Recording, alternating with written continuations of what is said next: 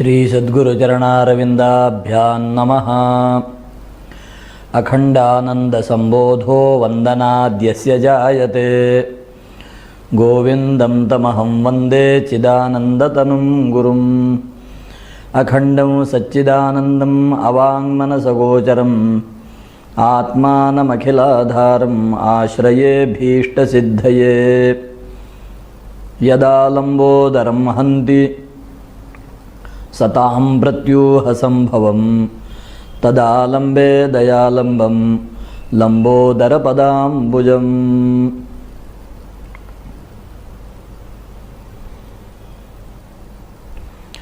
भगवत पूज्यपाद शंकराचार्य महाराज अपने सर्व वेदांत सिद्धांत सार संग्रह ग्रंथ में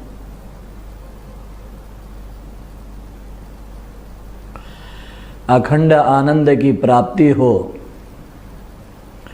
इस एकमात्र लक्ष्य की प्राप्ति हेतु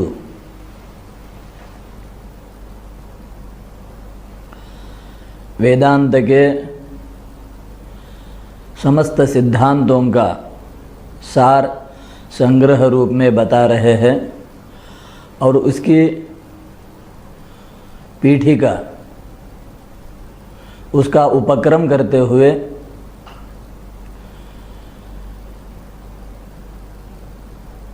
इस ग्रंथ के लिए, इस विषय के लिए वेदांतों के सिद्धांतों को समझ के चिंतन मनन निधिध्यासन के द्वारा अखंड आनंद की प्राप्ति के लिए जो मुमुक्षु साधक आध्यात्मिक मार्ग पर चल पड़े हैं उनकी आधिकारिक योग्यता कैसी होनी चाहिए इसका वर्णन करते हुए साधन चतुष्टय संपत्ति को बता रहे हैं। साधन चतुष्टयों में जैसे कि प्रथम साधन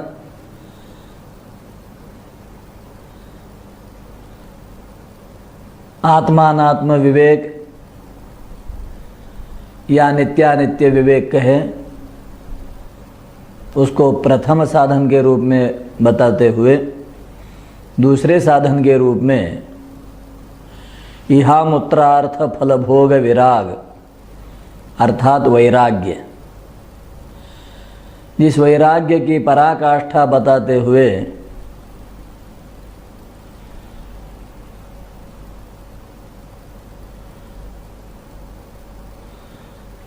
स्वर्गादि भोगों में काकविष्ठावत तुच्छ घृणास्पद बुद्धि उत्पन्न हो जावे, ऐसा तीव्रतम वैराग्य साधक को अपनी साधना में अग्रसर करता है, उसको सफल बना देता है। तो इस तीव्रतम वैराग्य की उत्पत्ति के लिए आवश्यक है कि जिस संसार के प्रति उसका प्रेम है, अपनापन है, ममत्व है,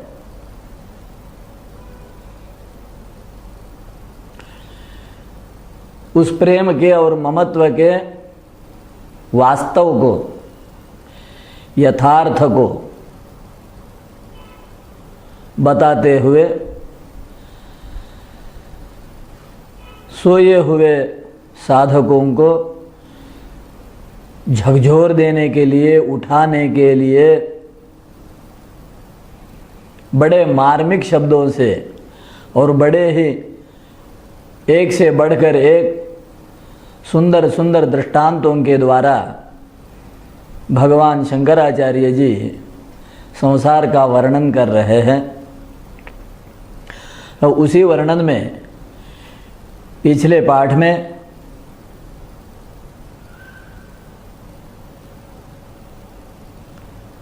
कुछ विषय देखा था, उसी के आगे का विषय आज यहाँ पर क्रमशः देखेंगे।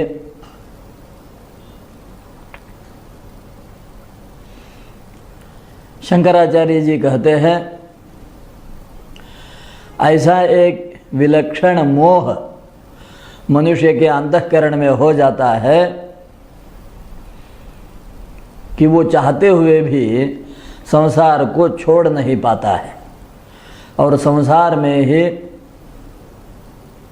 भटकता रहता है, दुख झेलता है, कष्ट अपमान झेलता है और मृत्यु तक को अपना लेता है, परंतु संसार से विरत नहीं होता है। उदाहरण के लिए, दृष्टांत के लिए आचार्य जी ने कहा, जैसे कोई जलचर जीव हो और तीव्र ग्रीष्म के ताप के कारण पूरा जलाशय सूख जाने के बाद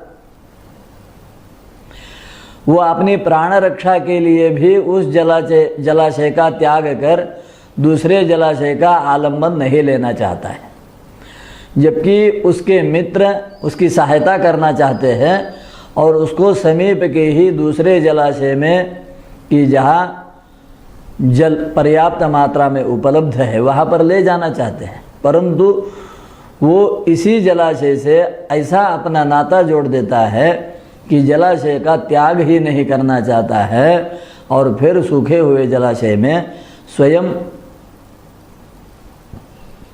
मृत्यु को प्राप्त हो जाता है।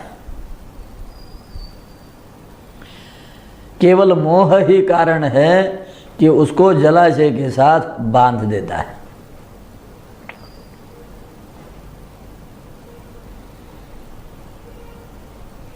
और जो बांध देते हैं वो इस प्रकार बांध देता है, यह संसार उसको, इसी बात को शंकराचार्य जी आगे के श्लोक में कहते हैं, कोशकृमिस्तंतुभिरात्मदेहम आवेष्ट्य च गुप्तिमिच्छन् स्वयं विनिर्गन्तुमशक्त एव सं ततस्तदन्ते म्रियते च लग्नः।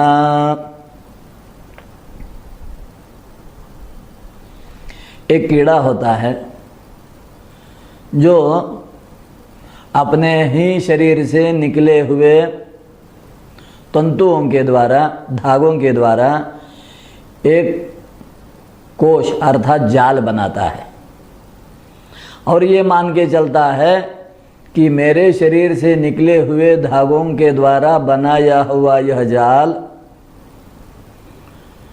मुझे सुरक्षा प्रदान करेगा और मैं इसमें सुरक्षित रहूँगा, कोई भी मुझे यहाँ से ना हटा सकता है और ना ही कोई मुझे यहाँ पर दुख दे सकता है। और अपनी ही रक्षा के लिए अपने ही शरीर से निकले हुए धागों से बुने हुए जाल में फंसा हुआ वह कृमि अंततः स्वयं ही उससे बाहर निकलने में असमर्थ होता हुआ उसी में पड़ा मर जाता है। आचार्य कहते हैं, क्या एक संसार आसक्त मनुष्य का जीवन इसी प्रकार नहीं होता है? वास्तव में अगर हम लोग चिंतन करें तो हम भी अपने ही मोह से, अपने ही प्रेम से, अपने ही स्नेह से, जिसको अच्छे अच्छे शब्दों के द्वारा हम लोगों को बताना चाहते हैं, ऋणानुबंध है, दया है, प्रेम है इत्यादि उदात्त शब्दों का प्रयोग करते हुए हम अपने ही चारों ओर एक ऐसा विलक्षण और भयंकर जाल बुन लेते हैं कि उस जाल में स्वयं फंस जाते हैं और इतने अशक्त हो जाते हैं कि चाहते हुए भी हम उस जाल को छोड़ नहीं पाते हैं, तोड़ नहीं पाते हैं, उससे बाहर नहीं निकल पाते। और यही कारण हो जाता है कि संसार में मनुष्य फंसता हुआ धीरे धीरे धीरे धीरे धीरे परमार्थ से दूर और दुख के गर्त में, गहराई में चला जाता है। जैसे जैसे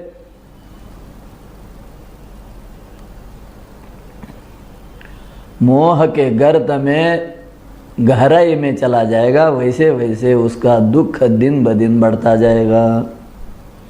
और जैसे जैसे ऊपर निकलेगा, जैसे जैसे बंधनों को, जाल को, मोह को तोड़ देगा, वैसे वैसे हल्का हल्का बनता हुआ वो ऊपर ऊपर आता जाएगा। और वैसे वैसे उसके दुख कम होंगे और धीरे धीरे धीरे धीरे उसको अच्छा प्रकाश मिलेगा, अच्छी हवा मिलेगी, अच्छी संगति मिलेगी, और तब जाके उसको यथार्थ का पता चलेगा कि वास्तव में मैं कहाँ था और आज कहाँ पर हूँ। परंतु ये होते दिखता नहीं है। अभी तो दिखता क्या है? तो आगे के श्लोक में शंकराचार्य कहते हैं, यथा तथा पुत्र कलत्र मित्र स्नेहानुबंधीर्ग्रथितो गृहस्थः कदापि वातान् परिमुच्य गेहात् गन्तुं न शक्तः म्रियते मुधैव।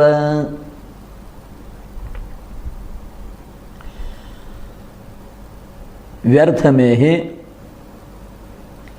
उस बंधन से बाहर निकलने में असमर्थ हुआ वहीं पर मर जाता है।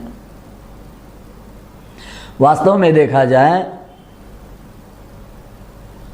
तो आचार्य कहते हैं कि कारागृह जिसको बंधन माना जाता है, जो अपराधियों को दंड देने के लिए, दंडित करने के लिए और उनको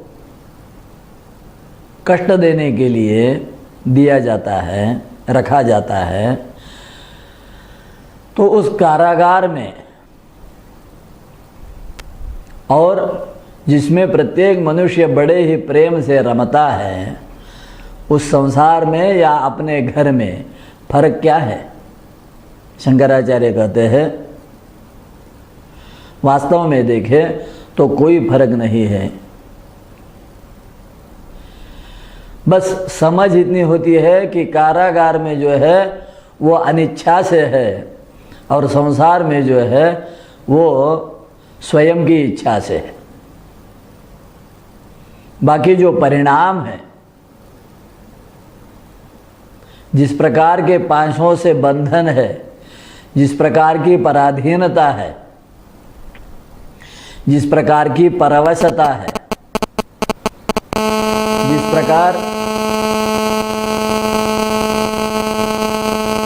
एक के बाद एक दुखों की, कष्टों की परंपरा दिन ब दिन चलती ही रहती है,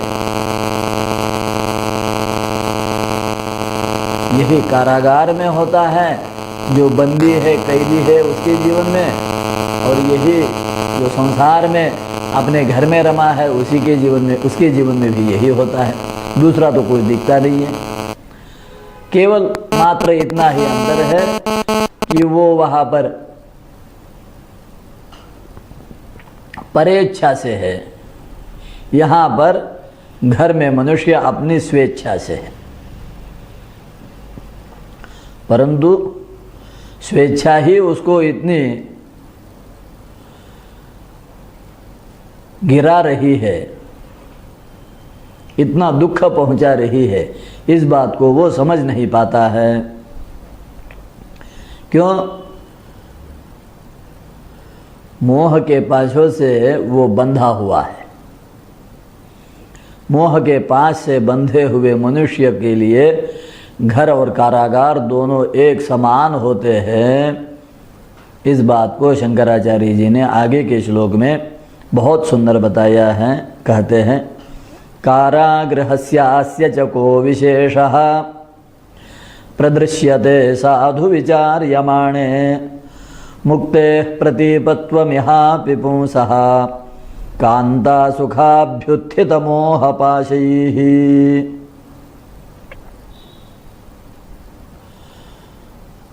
मुक्ति तो दोनों के लिए समान रूप से दूर ही है और अत्यंत ही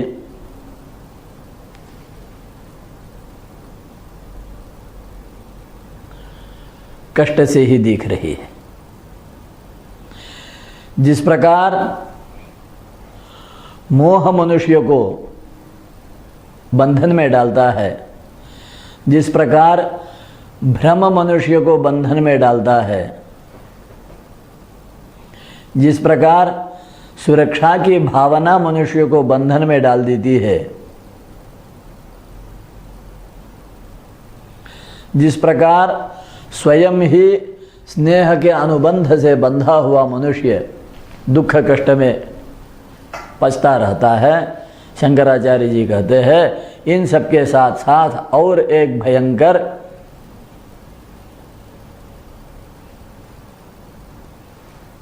ऐसा आशापाश है कि जो मनुष्य को इस प्रकार के बंधन में गिरा देता है, बांध के रखता है। वो कौन सा है?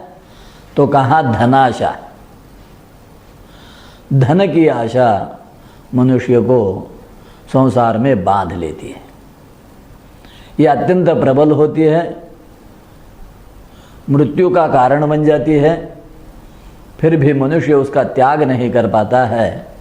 इसी बात को बताने के लिए अगले श्लोक में शंकराचार्य जी कहते हैं, गृहस्पृहा पाद निबद्ध श्रृंखला कांता सुताशा पटुकंठपाशः शीर्षे पतद्भूर्यश निर्हि साक्षात् प्राणांत हेतु प्रबला धनाशा।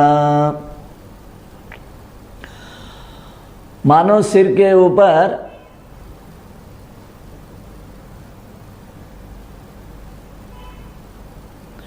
भयंकर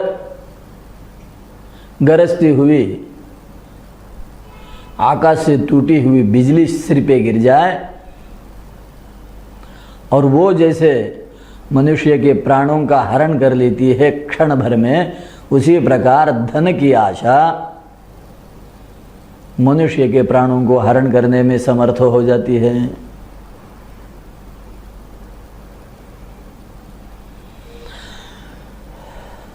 अतः इन सभी से दूर होना चाहिए। तो पहले समझना चाहिए कि कौन किस प्रकार कष्ट दे रहे हैं। इन्हीं सब बातों को बताते हुए शंकराचार्य जी आगे क्रमशः बता रहे हैं, आशा पाश शतेन पाशित पदः नोत्थातुमेव क्षमः काम क्रोध मदादिभिः प्रतिभटैः संरक्ष्यमाणो निशम् सम्मोहावरणेन गोपनवतः संसार कारागृहात् निर्गन्तुं त्रिविधेषणा परवशः कश्शक्नुयाद्रागिषु। तीन प्रकार की ईषणा, ईषणा अर्थात वासना, शास्त्रकारों ने सभी प्रकार की वासनाओं को, सभी प्रकार की कामनाओं को, सभी प्रकार के लालच को तीन भागों में विभक्त करते हुए समझाया है। पहली ईषणा पुत्रेषणा, दूसरी दारेषणा और तीसरी लोकेषणा या वित्तेषणा।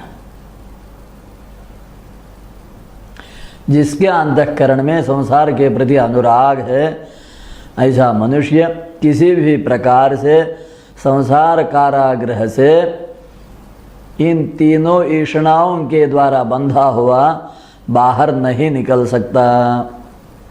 इन ईषणाओं ने उसको बांध के रखा है, मोह के आवरण से उसको बाहर का कुछ दिख नहीं रहा है।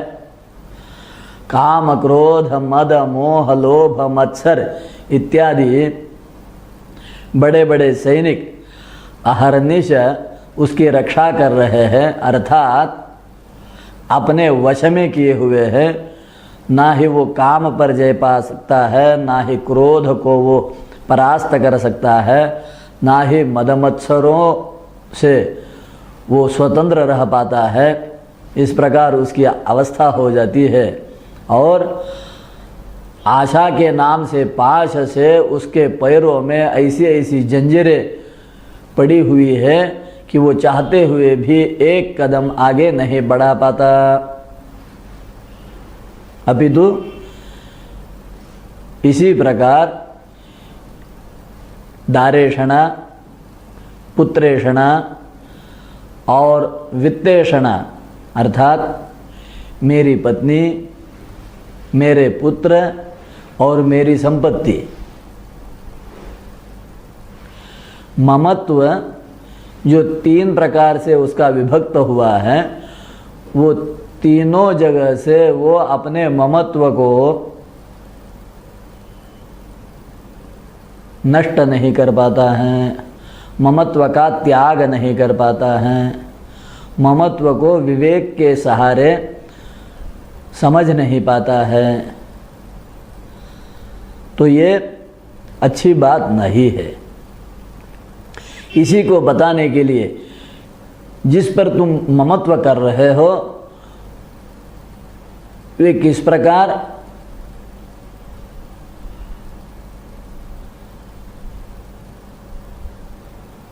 अपने आप में अनित्य है, अशुभ है और तुझे सुख देने में असमर्थ है, इन्हीं बातों को शंकराचार्य जी आगे के श्लोकों में बता रहे हैं। यहाँ बताते हैं, कामांधकारेण निरुद्ध दृष्टि मुह्यत्य सत्यप्यबला स्वरूपे न हि अंधदृष्टे रसतस्सतो वा सुखत्व दुःखत्व विचारणास्ति। इतना मनुष्य अंधा हो जाता है, अंधदृष्टि हो जाता है कि उसको सुख क्या है और दुख क्या है इसका विचार तक नहीं रह पाता है और केवल मोहित हुआ संसार में भ्रमण करता रहता है।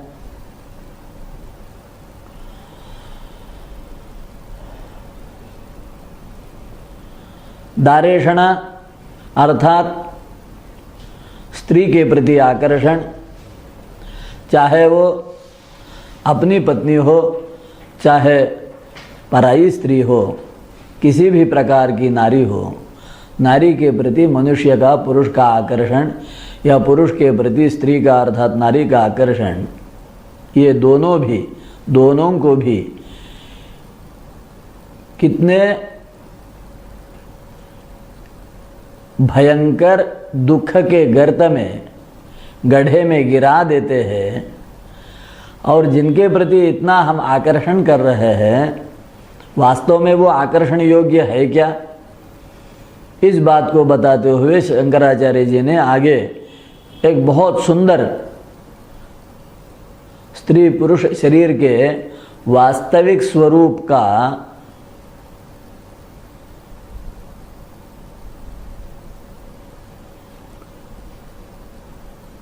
वर्णन किया है, अर्थात वास्तविक स्वरूप पर प्रकाश डाले हैं। जिस मुखमंडल को देखकर हम आकर्षित होते हैं,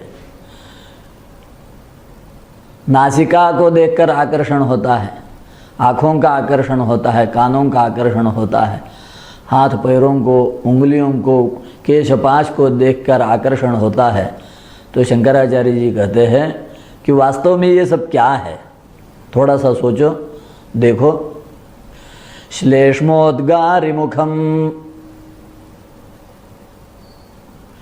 श्रवन्मलवती नासा अश्रुमल्लोचनम स्वेदस्राविमलाभिपूर्णम अभितः दुर्गन्धदुष्टं वपुः अन्यद्वक्तुम् अशक्यमेव मनसा मंतुं क्वचिन्नार्हति स्त्रीरूपं कथमीदृशं सुमनसां पात्री भवेन्नेत्रयोः। जिनके अंतःकरण अत्यंत शुद्ध है, पवित्र है, निर्मल है, ऐसे सज्जनों के लिए, ऐसे सज्जनों के आँखों के लिए क्या इस प्रकार का स्त्री का मुखमंडल, नारी का मुखमंडल या नारियों के लिए, स्त्रियों के लिए पुरुषों का मुखमंडल क्या वास्तव में इतना सुंदर है? कि जिसका आकर्षण हो जाए और मनुष्य घोर पतन की ओर चला जाए? थोड़ा सोचें, थोड़ा जानने की कोशिश करें। जिस मुख का आकर्षण होता है वो कैसे है? तो श्लेष्मोद्गार मुखम, जब भी देखो मुख से श्लेष्मा अर्थात मल निकलता रहता है, ये वास्तविकता है। नींद से उठने के बाद, भोजन के पश्चात, कुछ खाने के बाद, सुबह शाम बार बार इस मुंह को धोना पड़ता है। तरह तरह के उपायों से उसको सुंदर बनाना पड़ता है। ये सारे उपाय ना किए जाए तो वास्तविकता क्या है मुख की? तो वो श्लेष्मोद्गारी, श्लेष्मा को बाहर फेंकने वाला है। श्लेष्मा जो शरीर के अंदर का मल है, जो अत्यंत तुच्छ है, घृणास्पद है, किसी को भी उसके प्रति किसी प्रकार का आकर्षण नहीं होता है, परंतु उसी श्लेष्मा को निरंतर अपने से बाहर फेंकने वाले मुख का आकर्षण कहाँ से हो जाता है? तो ये हो गई मुंह की बात। तो फिर आगे कहे नहीं, हम तो उसकी नासिका बहुत अच्छी है, हम नाक को देख के पसंद कर रहे हैं। तो कहते हैं कि कौन से नाक की बात कर रहे हो? क्या है नाक में? श्रवन्मलवती नासा, नासिका से मल बहता रहता है, मल का स्राव होता रहता है। शरीर के सप्त धातुओं के मलों को बाहर फेंकने के लिए ये सारे अवयव निरंतर कार्य करते रहते हैं और इसलिए उनको बार बार साफ करना पड़ता है। दुर्गंध आती रहती है उनमें से। आंखें बहुत सुंदर है कहते हैं, तो कहते हैं कौन सी आंखों की बात कर रहे हो? कौन सी सौंदर्य की बात कर रहे हो? आंखों में से आंसू बहते रहते हैं, वो कोई सुंदर नहीं होते, उनसे कोई आंखों का सौंदर्य नहीं है, वो कोई अच्छा पदार्थ नहीं है, वो तो मल है, वो तो गंदगी है। उनके अंदर वो सारा मल है, उनके अंदर सारी गंदगी है, और वो जब अधिक होता है तो वो बाहर फेंकते हैं। अगर उनके अंदर ये नहीं है तो उनके द्वारा ये बाहर कैसे आता है? बाहर तो वही आएगा जो अंदर है, जो अधिक मात्रा में है। तो कौन से सौंदर्य की बात कर रहे हो? क्षणिक सौंदर्य।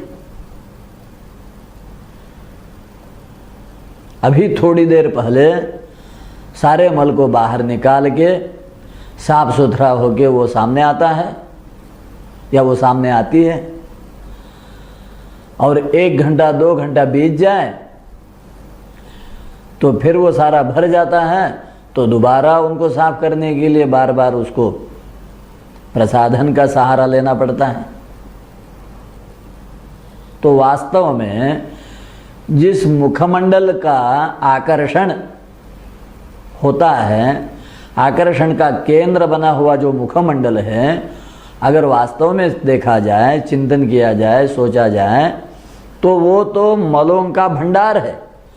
शरीर के अंदर के सारे मलों को बाहर फेंकने के वो द्वार है। तो उनको देखते हुए मनुष्य अगर आकर्षित होता है तो उसको तो केवल मोह ही कहना पड़ेगा, ना केवल मुखमंडल की ही ऐसी बात है। अभी तो आगे कहते हैं दुर्गंध दुष्टं वपुः, पूरे शरीर से स्वाभाविक रूप में देखा जाए तो दुर्गंध आती रहती है।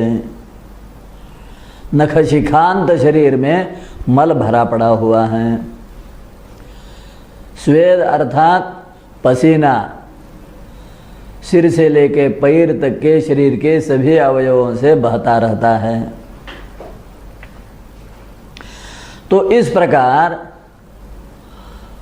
मलिन और दुर्गंधी और मल के पात्र बने हुए शरीर का आकर्षण ये सोचते हुए कि ये बड़ा सुंदर है और इससे मुझे सुख मिलेगा, इसके आलिंगन में मुझे सुख है, तो ये तो केवल भ्रम ही हो गया, ये तो केवल वंचना हो गई, ये तो केवल आत्मपात हो गया, आत्मघात हो गया। शंकराचार्य जी कहते हैं सज्जनों, इस प्रकार की वंचना से, आत्मघात से, आत्मपात से सज्जनों को बच के रहना चाहिए, उनकी यथार्थ वास्तविकता को जान लेना चाहिए। और इस प्रकार बताने के पश्चात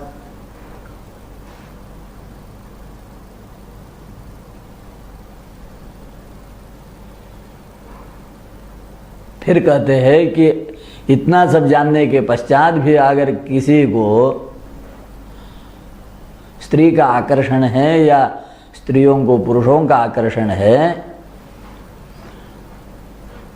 और जो कि अत्यंत दुख देने वाला, अपकीर्ति करने वाला, विनाश की ओर ले जाने वाला है,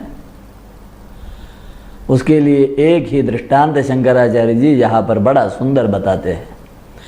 दूरादवेक्ष्याग्निशिखां पतंगः रम्यत्व बुद्ध्या विनिपत्य नश्यति यथा तथा नष्टदृगेश सूक्ष्मं कथम निरीक्षेत विमुक्ति मार्गम।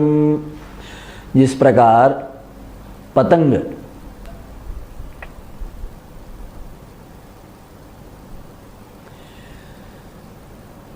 दीपज्वाला को देखकर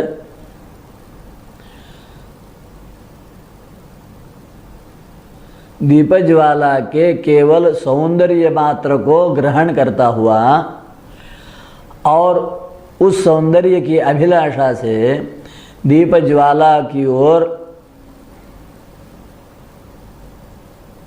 झपट जाता है और क्षण के अंदर ही स्वयं भस्म हो जाता है, नष्ट हो जाता है। तो आचार्य कहते हैं जिस प्रकार एक पतंग के लिए दीपज्वाला विनाश का मार्ग है, उसी प्रकार पुरुष हो या स्त्री हो, एक दूसरे के प्रति जो शारीरिक आकर्षण है, शारीरिक सौंदर्य का आकर्षण है, वो सारा उसको घोर पतन की ओर ले जाने वाला है। क्षण में ही उसके संपूर्ण पुण्य का, क्षण भर में ही उसके संपूर्ण विवेक का और साधन का नाश कर देने वाला है। ऐसा मनुष्य कभी भी अपने मोक्ष का मार्ग नहीं देख सकता है।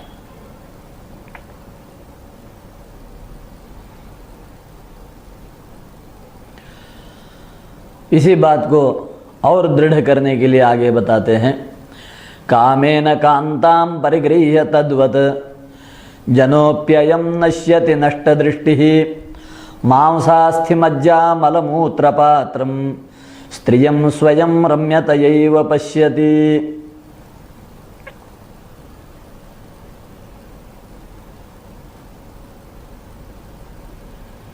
उसी पतंग के जैसे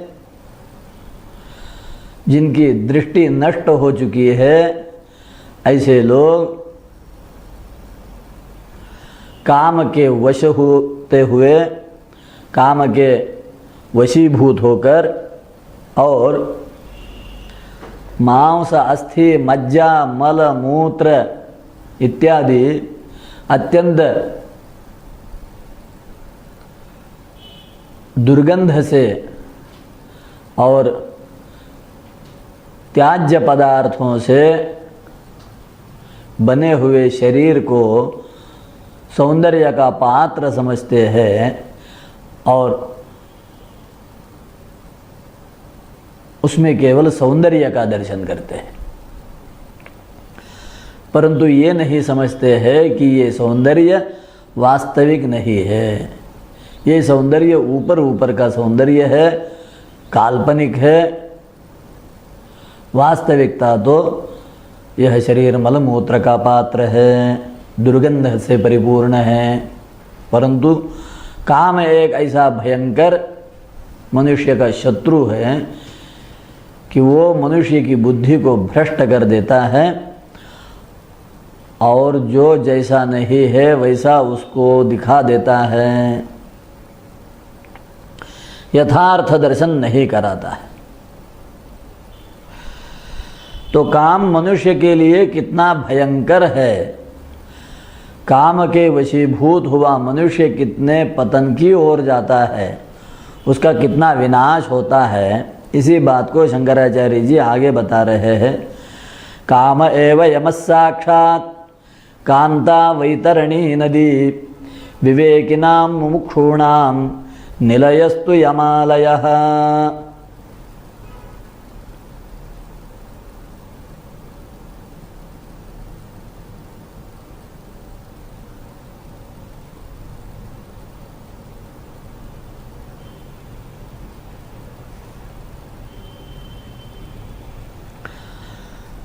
काम ही मनुष्यों के लिए यम बन जाता है और कांता सुंदर स्त्री वैतरणी बन जाती है। और ऐसे में जो सच्चे साधक नहीं है उनके लिए मोक्ष बहुत दूर हो जाता है और नरक में ही उनका वास हो जाता है, अर्थात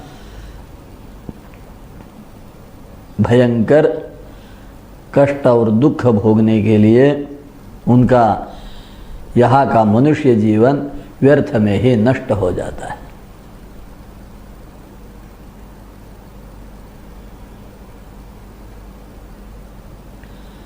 वहाँ यमालय में नरकों में रहने के बाद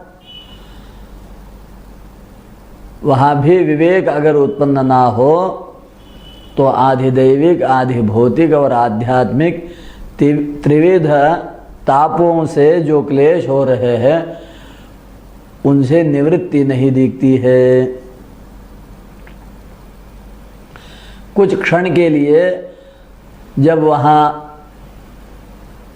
विराम मिलता है तो उसी में सुख का भोग करता हुआ, अनुभव करता हुआ मनुष्य पुनः पुनः उसी चक्र में घूमता रहता है। इसी बात को आगे शंकराचार्य जी ने कहा, यमालये वापि गृहे पिनो नृणां तापत्रय क्लेश निवृत्तिरस्ति किंचित समालोक्य तु तद्विरामं सुखात्मना पश्यति मूढ़लोकः। जो मूढ़ लोग हैं वो क्षणिक विराम में ही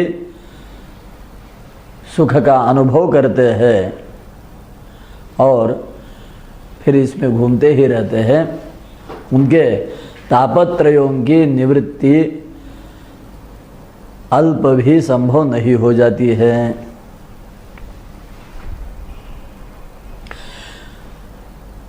यहाँ पर शंकराचार्य जी ने फिर और एक तरह से बताने की कोशिश की।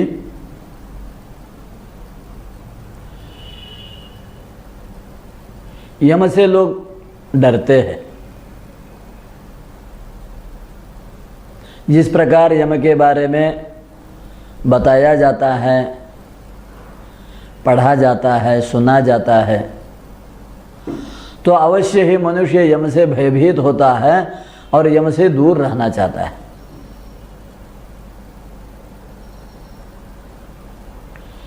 यम के पास जाने की किसी की इच्छा नहीं होती। यमराज को अपने पास कोई देखना नहीं चाहता है, उससे उसको अपने से दूर ही रखना चाहते हैं। परंतु आचार्य कहते हैं अगर वास्तव में विचार किया जाए तो हमारे लिए जितना कष्ट और जितना दुख यम दे रहे हैं, क्या उससे अधिक दुख और कष्ट देने वाला दूसरा कोई नहीं है? क्या यम ही सबसे अधिक दुखदायक है, कष्टदायक है? क्या यम अपनी इच्छा से मनुष्यों को दुख कष्ट दे रहा है? शंकराचार्य जी कहते हैं कि थोड़ा सोचिए, वास्तविकता यह नहीं है। वास्तविकता है यमस्य कामस्य च तारतम्यं विचार्यमाणे महदस्ति लोके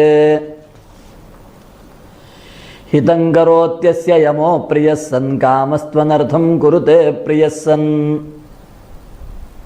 शंकराचार्य जी कहते हैं वास्तव में यम और काम, इन दोनों में बहुत अंतर है,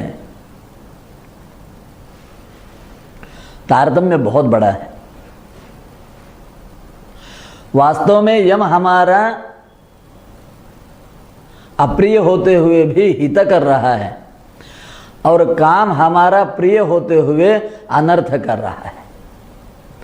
काम के वशीभूत हम अनर्थ परंपरा में घिर जाते हैं और अंततः यमपाश के लिए प्रस्तुत होते हैं, परंतु यम अपने आप हमारा अहित नहीं करता है।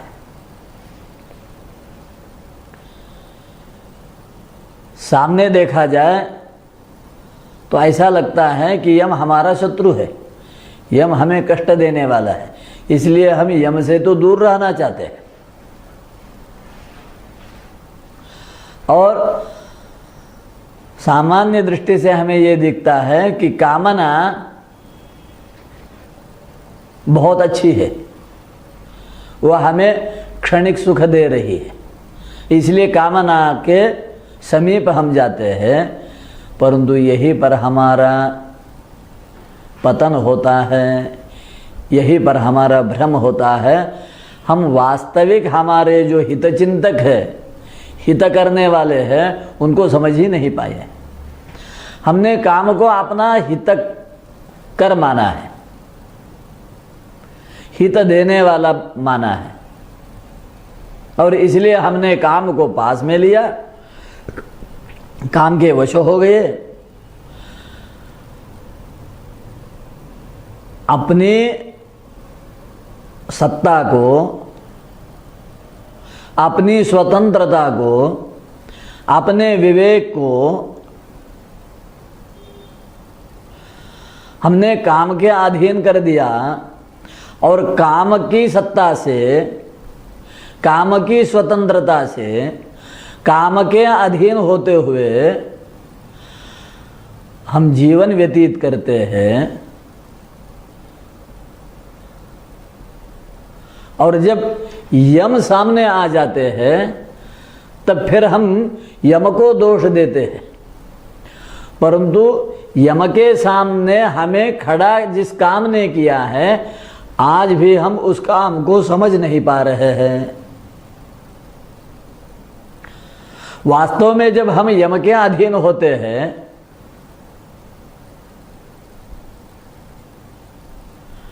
तब तो हमारे पापों का क्षालन होता है, हमारे अपराधों का परिमार्जन होता है और हमारी शुद्धि होती है।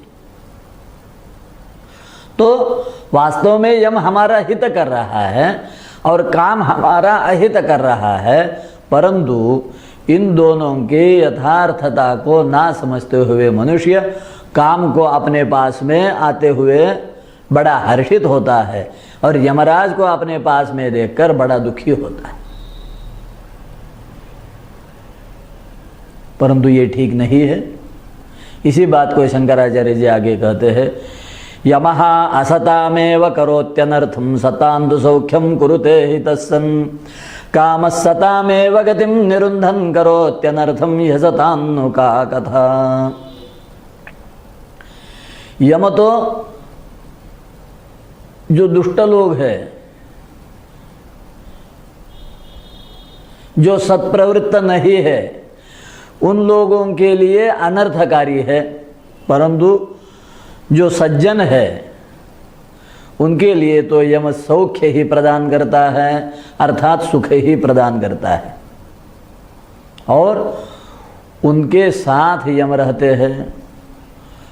परंतु काम का कार्य ठीक इसके विपरीत है।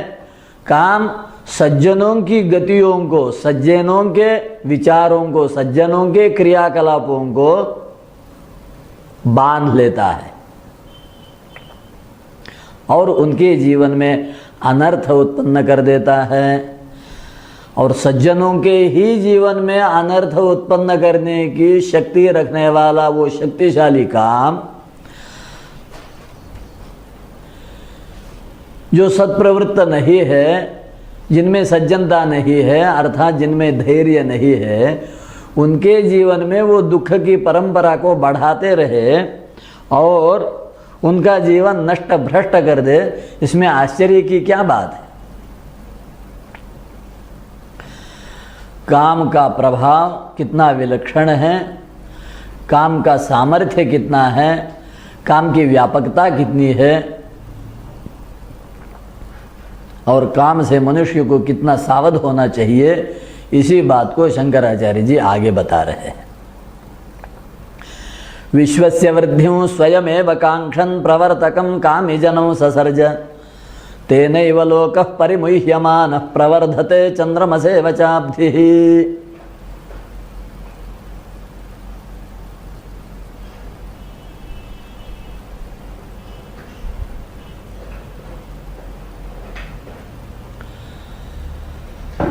संसार बढ़ता जाए, विश्व का कारोबार बढ़ता रहे,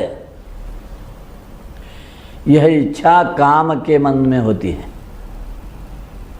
और विश्व के कार्य को चलाने के लिए यह काम कामी लोगों को उत्पन्न करता है। जो काम प्रवृत्त है, जो काम के दास है, जो काम के वशीभूत हुए हैं, उन लोगों की उत्पत्ति काम ही कराता है। और काम से ही उत्पन्न हुए लोग काम के द्वारा ही मोहित होते हैं। और जैसे चंद्रमा बढ़ता जावे तो समुद्र में भरती आती है, उसी प्रकार जैसे जैसे काम बढ़ता जाता है वैसे वैसे लोगों में कामावेश बढ़ता रहता है। इस प्रकार काम सबको अपने वश में कर लेता है, सबको अपने ताल पर नचाता है। काम का कार्य कितना विलक्षण है, इसी बात को आगे शंकराचार्य जी कहते हैं। कामो नाम महान् जगद्भ्रमयिता स्थित्वान्तरंगे स्वयं स्त्रीपुंसौ इतरेतरांगकगुणैः हासैश्च भावैः स्फुटम् अन्योन्यं परिमोह्य नैजतमसा प्रेमानुबन्धेन तौ बद्ध्वा भ्रामयति प्रपञ्चरचनां संवर्धयन् ब्रह्मः। श्लोक के आरंभ में शंकराचार्य जी ने काम कहा और श्लोक के अंत में उसी काम को कह दिया ब्रह्मः।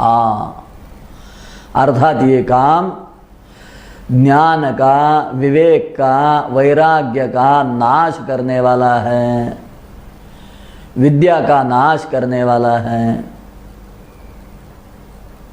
विद्या का, ब्रह्म का शत्रु है यह काम।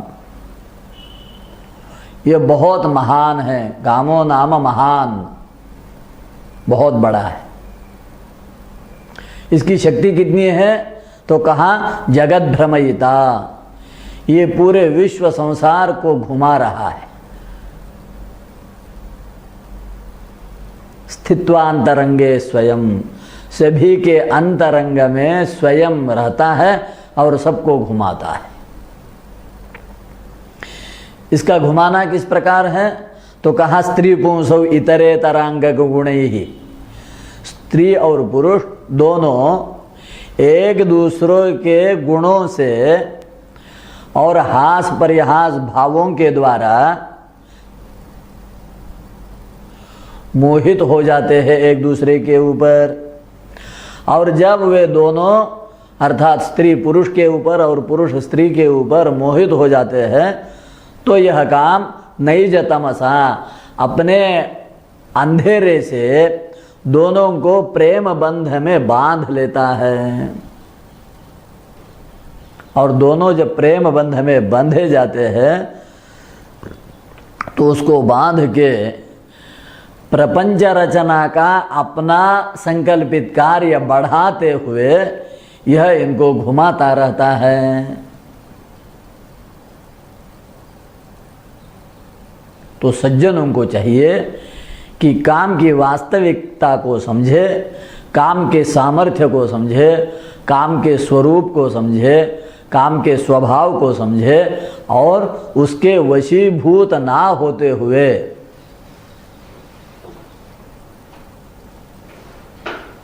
वैराग्य का मार्ग अपनाए। उसी बात को शंकराचार्य जी आगे बता रहे हैं। अतोन्तरंग स्थित काम वेगात भोग्ये प्रवृत्ति स्वत एव सिद्धा सर्वस्य जंतोर ध्रुवमन्यथा चेत अबोधितार्थेषु कथम प्रवृत्ति। इसीलिए अंतरंग में ही जो काम बैठा हुआ है उसके वेग के कारण शब्द स्पर्श रूप रसादि विषयों के प्रति भोगने की प्रवृत्ति मनुष्यों में स्वतः ही हो जाती है।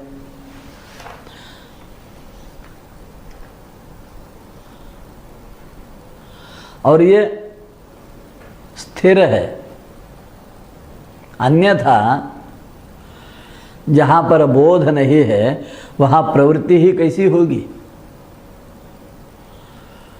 तो इसीलिए होता क्या है, तेनैव सर्वजंतूनां कामना बलवत्तरा जीर्यत्यपि च देहेऽस्मिन् कामना नैव जीर्यते।